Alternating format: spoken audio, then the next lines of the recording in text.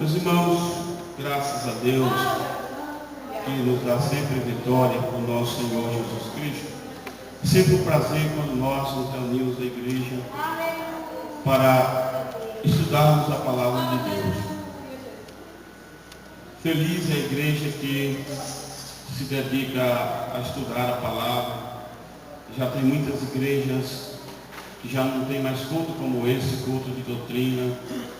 E até o culto de doutrina que tem já não é mais um culto de ensinamento da palavra de Deus como deve ser, mas muitas vezes é culto de pregação normal, não tem ensinamento. Mas graças a Deus que Deus tem preparado para nós esse privilégio de toda sexta-feira nos reunimos aqui para estudarmos a palavra de Deus. Nós vamos estudar, como lemos no capítulo 5, do versículo 16 até o 26, que fala sobre as obras da carne e o fruto do Espírito. Nós sabemos que carne, a palavra carne, aparece no Novo Testamento 143 vezes. Essa palavra aparece no sentido mais diversos, no sentido fisiológico, biológico, lógico, na questão da estrutura física, da anatomia, do corpo. Fala também carne no sentido ético.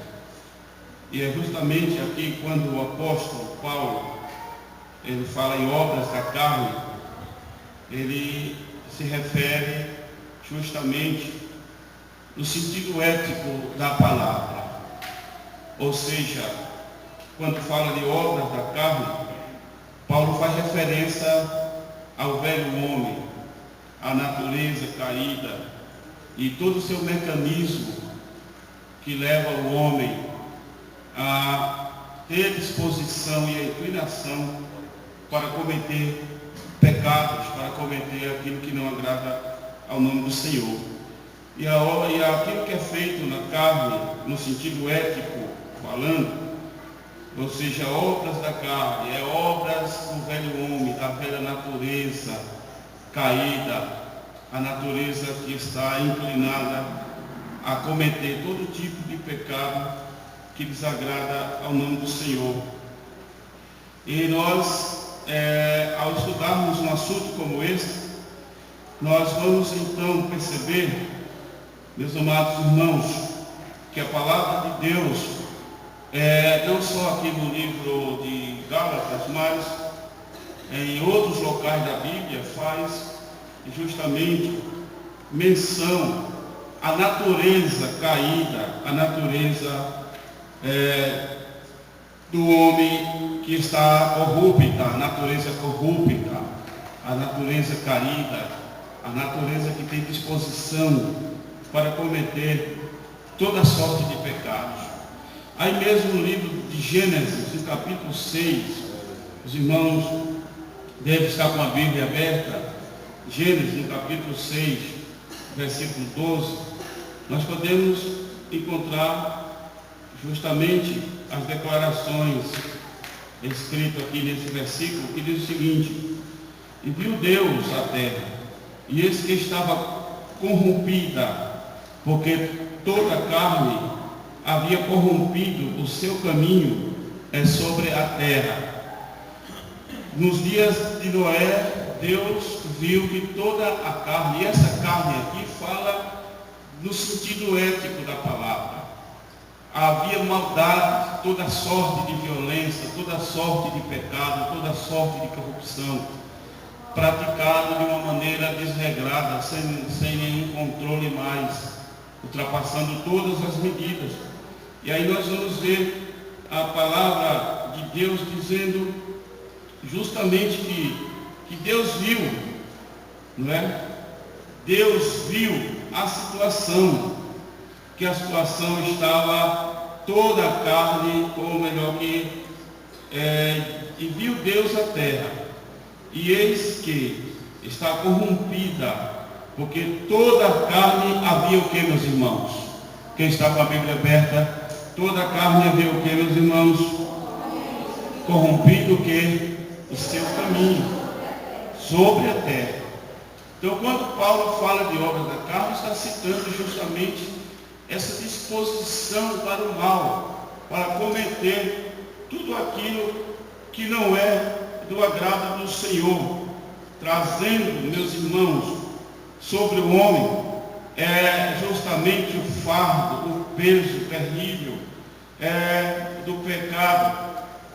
E esse pecado que é feito na carne é justamente apresentado com várias, Deus mostra aí na palavra para que a gente aprenda e tenha certo cuidado, porque vamos ver hoje que mesmo depois de sermos crentes, mas ainda a natureza que está dentro do corpo, que precisa ser domada, do contrário, as obras da carne podem aparecer.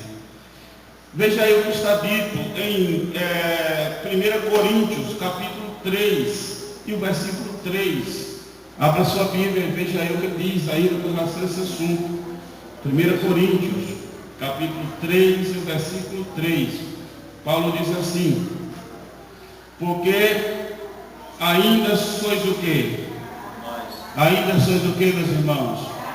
É lógico que Paulo aqui está falando para a igreja de Coríntios, os irmãos que estavam ali em Coríntios.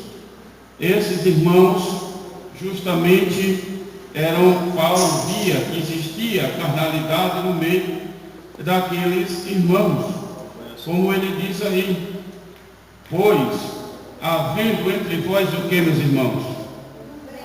O que, meus irmãos? O que mais? E o que mais?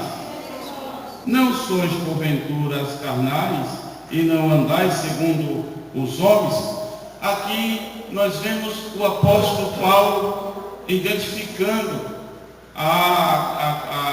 algumas situações que demonstravam que a igreja de Coríntios era, meus irmãos, uma igreja carnal, que apesar de ela ser famosa por ser uma igreja em que os dons espirituais eram amplamente observados, apesar de ser uma igreja em que parece ter sido, naqueles dias, a igreja mais, digamos assim, vamos dizer, mais pentecostal daquele tempo, mas Paulo, ao escrever justamente para esta igreja, Paulo então diz que esses irmãos, quando ele diz assim: porque ainda sois carnais, porque havendo entre vós inveja, contendas e dissensões, todas estas coisas, irmãos, como a contenda, como a inveja, como dissensões e muitas outras obras, justamente obras praticadas pelo velho homem, pela velha natureza, e é preciso que se tenha todo cuidado nesse sentido, porque a carne sempre vai procurar se manifestar. Colossenses, capítulo 2, do versículo 18, nós vamos ler alguma coisa ainda com relação a este assunto tão importante que nós estamos estudando nesta noite. Quem diz amém? Pois Colossenses capítulo 2, versículo 18, nós encontramos essas palavras. Colossenses 2, 18.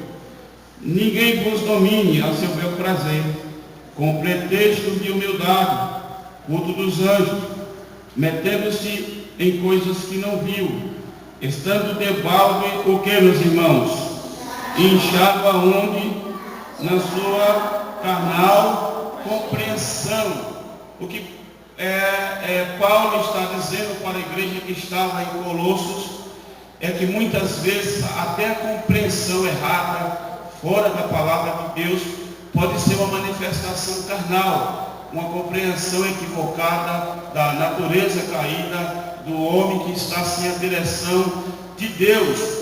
E nós precisamos justamente ver ainda o que é que diz São João quando escreveu na sua primeira carta, no capítulo 2, o versículo 16.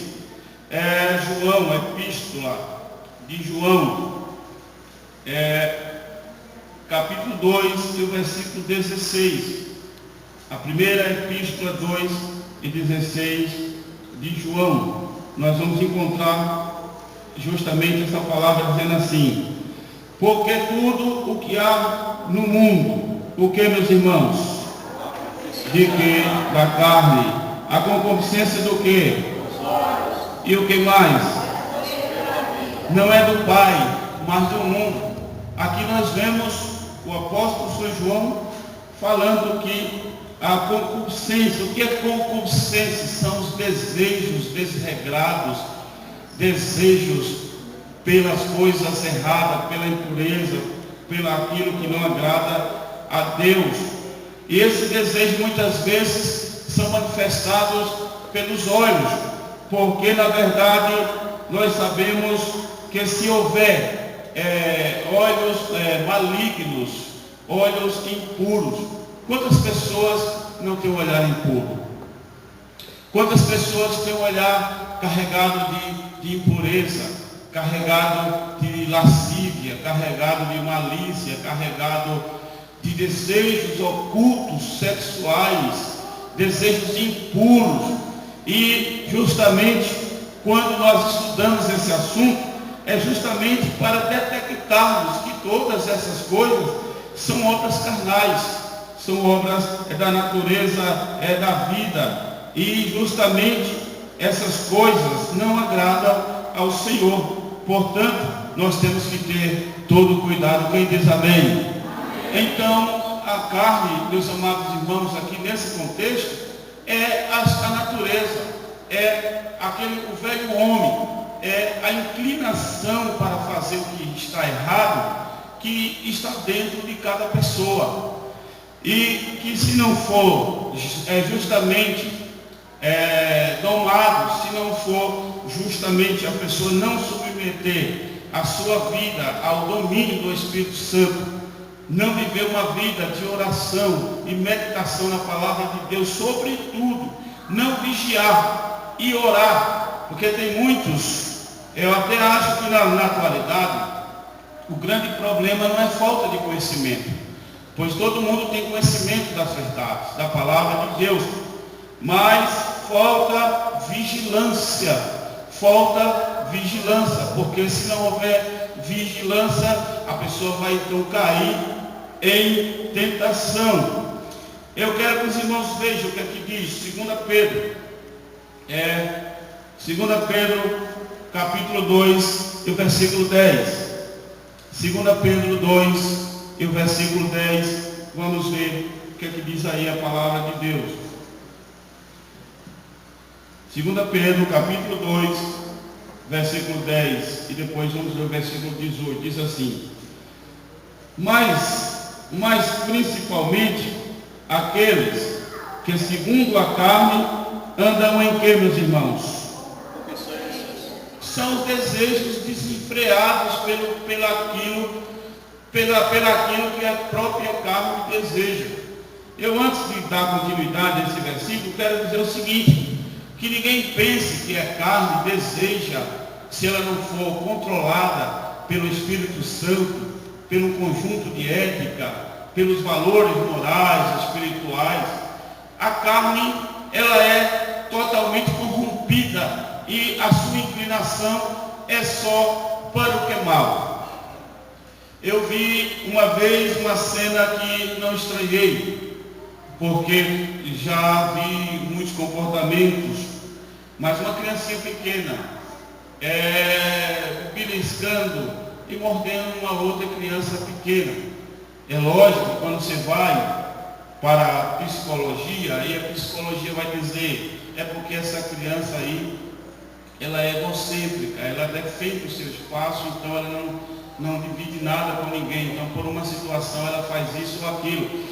Mas nada disso, meus irmãos, isso aí está dentro da alma mesmo, da própria natureza íntima de cada pessoa. pessoa, sendo ela criança ou adulto, ninguém ensina ninguém a fazer o mal. Já está dentro da própria pessoa aquela disposição, aquela inclinação para fazer o mal.